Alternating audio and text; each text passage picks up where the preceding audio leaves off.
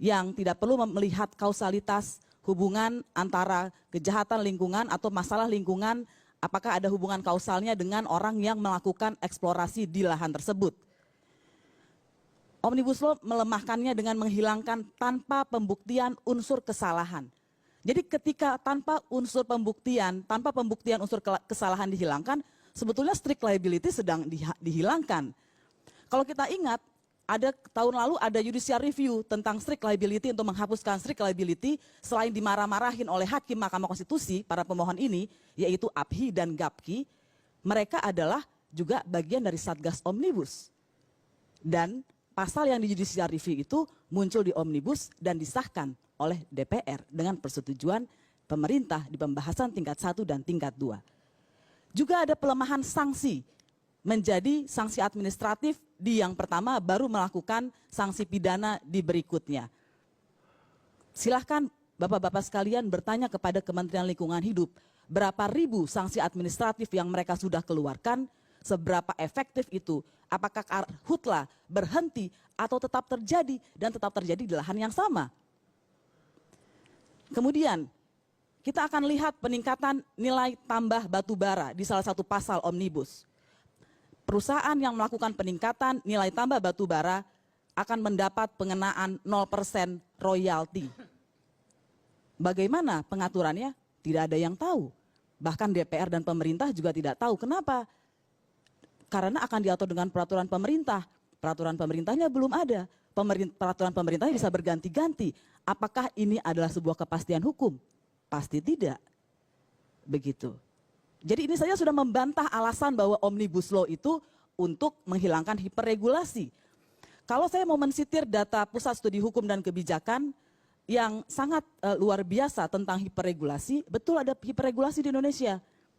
Tetapi data PSHK 2014 hingga November 2019, kita masih ingat siapa yang menjabat sebagai presiden pada saat itu, karena saya tiba-tiba ketika mendapat undangan dari teman-teman di TV One ILC merasa kaget, oh baru 1 tahun ya, kok perasaan sudah lama banget ya, sudah banyak sekali yang terjadi. Gitu. Tapi saya juga ingat, oh mungkin lama karena ini sebenarnya tahun ke-6, bukan tahun ke-1. Dan konsolidasi politik tentu sangat berbeda di tahun pertama dan di tahun ke-6. Tapi kembali ke data PSHK, Undang-Undang 131, Peraturan Pemerintah 526, Peraturan Presiden 839, Peraturan Menteri 8648. Siapa kepala pemerintahan yang bisa membuat PP? Presiden. Siapa yang membuat peraturan presiden? Presiden. Siapa pemimpinnya, bosnya menteri yang membuat peraturan menteri 8648? Presiden. Kenapa jawabannya undang-undang? Dan kenapa jawaban atas undang-undang itu juga kemudian memandatkan begitu banyak peraturan pelaksana? Apakah berarti betul permahannya soal itu? Soal investasi saya akan serahkan kepada ahlinya, ada Pak Rizal Ramli di sini, tetapi jangan-jangan bukan itu alasannya. Jangan-jangan alasannya untuk penambahan nilai tambah batu bara 0% karena anggota Satgas Omnibus Law yang salah satunya adalah Pak Airlangga Hartanto juga yang adalah Menteri dan Ketua Satgas Omnibus Law juga terkait dengan perusahaan tambang.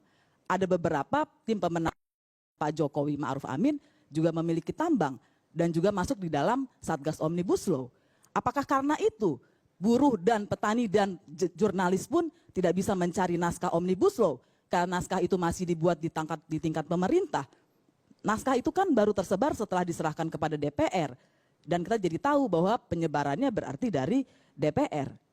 Kalau betul Omnibus Law untuk rakyat, mengapa rancangan undang-undang perlindungan pekerja rumah tangga 16 tahun tidak kunjung dibahas? Jangankan disahkan, dibahas saja tidak. Kalau benar undang-undang Omnibus Law Cipta Kerja untuk rakyat, mengapa RUU Masyarakat Adat 10 tahun tidak kunjung juga disahkan atau bahkan dibahas?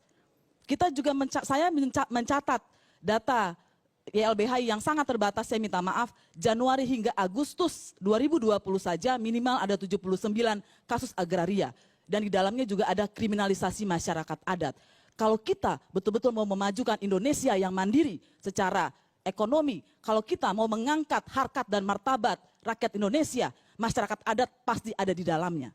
Mengapa masyarakat adat yang sudah ada sejak sebelum Indonesia merdeka, yang betul-betul mempertahankan kearifan lokalnya harus dikriminalisasi karena mengambil 1-2 ranting di tanah mereka yang kemudian dicuri oleh korporasi. Dan korporasinya dari asing. Dan mengapa undang-undang Omnibus Law dan mengapa undang-undang yang dibuat pemerintah dan DPR tidak menyasar hal-hal seperti itu, tapi memberikan royalti 0%. Apa yang didapatkan Indonesia, apa yang didapatkan rakyat Indonesia dengan royalti 0%.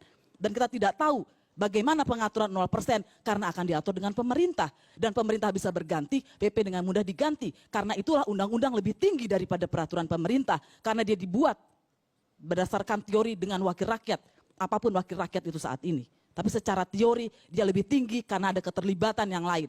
Kita bisa protes, kami bisa dikeluarkan dari room yang terhormat DPR karena hanya berkomentar di kolom chat, banyak yang mendapatkan begitu.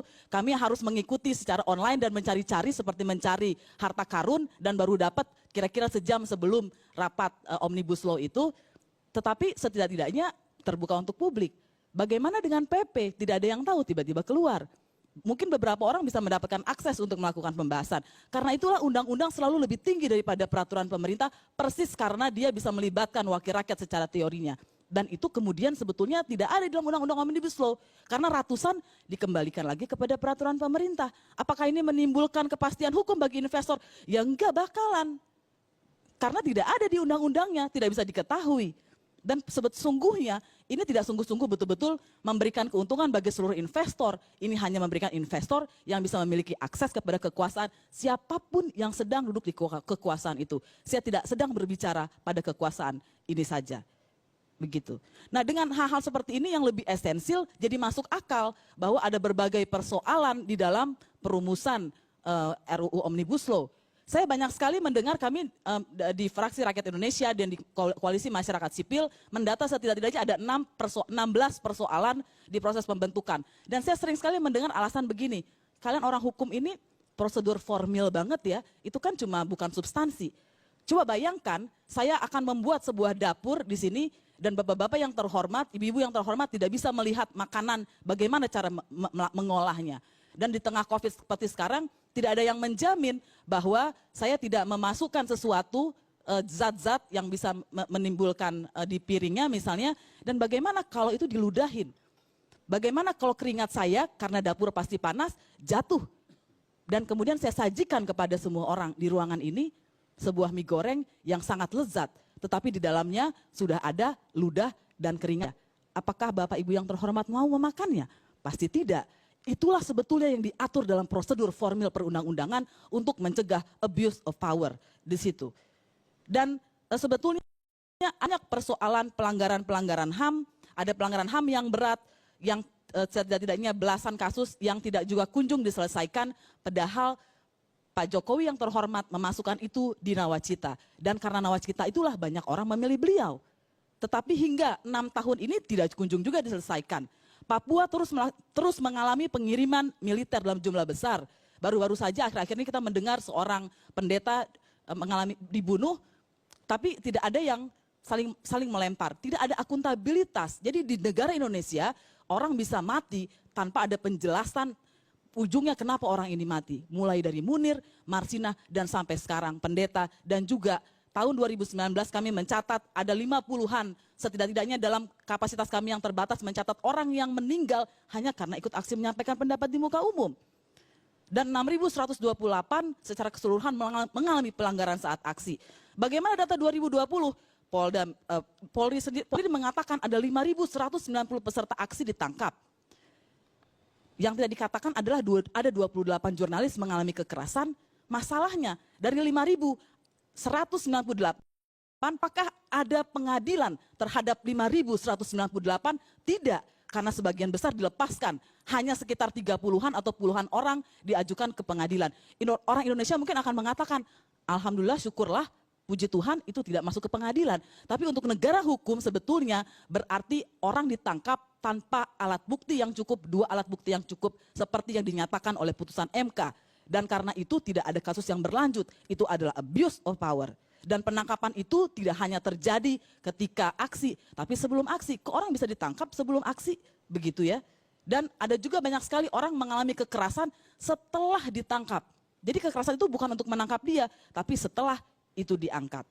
Yang sebetulnya saya mau katakan, banyak sekali kemudian, banyak disinformasi, banyak bantahan kepada orang-orang yang mencoba mendudukan persoalan di Indonesia ke dalam negara hukum, ke dalam koridor hak asasi manusia. Tapi saya mau ingatkan sekali lagi bahwa Indonesia masih diikat oleh konstitusi Undang-Undang Dasar 45 dan di pasal-pasal 1 dikatakan Indonesia adalah negara hukum.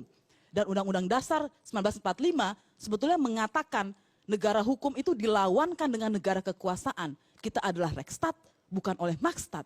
Jadi bukan saja makanan yang enak itu sudah tercemar dengan ludah dan keringat saya kalau tidak melalui sebuah prosedur formil, tetapi sesungguhnya ketika negara atau pemerintah tidak mau lagi mengikuti Rekstad, tidak lagi melakukan rule of law, tapi rule by law, regulasi untuk mengatur kekuasaan, jangan-jangan kita sudah ada di Makstat, negara kekuasaan. Terima kasih.